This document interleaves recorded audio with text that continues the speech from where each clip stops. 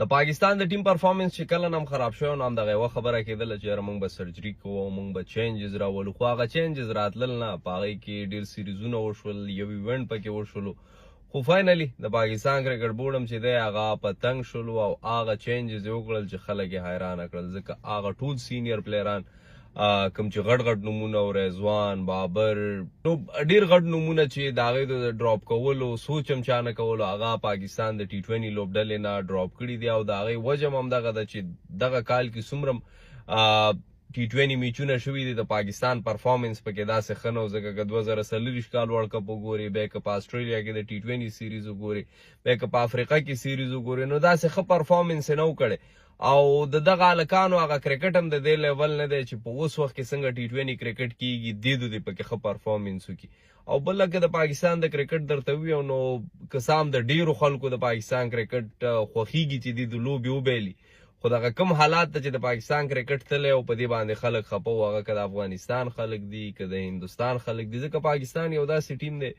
چې هغه د کرکټ مالګه ده. نو ډیرو خلکو سره چې دی د لانجې کونجي دي او په همدې خاطر باندې اوس که ته د هندوستان او د پاکستان میچ وګوري څومره په غټه ورته خلک ګوري، ایون دلته انګریزان ته نه خبري، خو که چېرته په دې طریقې سره پاکستان پرفارمنس کوي نو دغه میچ خو غټ پاتې کېږي نه، یو وخت یې نه خلک تنګېږي، ته ون سایډډ میچونه کې او دغه میچ هغه خوند ځي.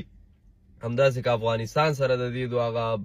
رایولري وګوري او کمپټیشن یې وګوري، ډېر فین سره انوالو وي، لانجې ډېري، نو دا هغه شی نه دي چې ته غواړې ستا هغه کمپټیټر چې کوم یو دی هغه قوي. نو پاکستان هم همدغسې یو سټپ اخیستی دی او د قوي کېدو په تکل باندې روان شوي دي او ډېر غټ چینجز یې کړی. نو یوازې لوبډله نه بلکې کپټنسي هم بدله شوې ده. د لوبډلې کپټن چې دی سلمان علي آغا دی، وایس کپټن شاداب خان دی، عبدالصمد دی، ابرار احمد دی، حارث رؤوف دی، نواز خان دی، خوشدل شاه دی، عباس افریدي، علي، حارث،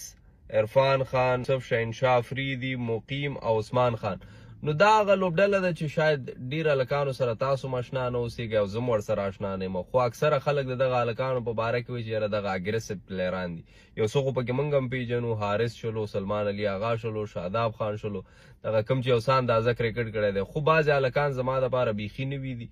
او د دغه هلکانو پرفارمنس به موږ هم ګورو او تاسو به هم ګورئ چې دوی څنګه پرفارمنس کوي، خو چې دغه چینجز د کوم څه د بیس دپاره راغلي دي شاید دغه کوالټي په دغه هلکانو کې، ځکه پاکستان غوښتل چې خپل کرکټ اګریسیو کړي. نو دغه هلکانو باره کې هم خلک وایي چې یاره دغه اګریسیو هلکان دي او دوی هغه تیز کرکټ کوي. نو نن سبا وخت کې چې ته تیز کرکټ کې ریزلټ هم درته راځي، ځکه ویکټ یې هغه پخوانی ویکټ یې نه دي، که ته چېرته زړور کرکټ پې وکړې نو ریزلټ چې دی هغه ستا طرف ته راځي. نو هوپفلي چې د پاکستان دپاره دغه څه ریزلټ ورکړي او د پاکستان دغه کوم څه چې غلط روان دي هغه دې سره صحیح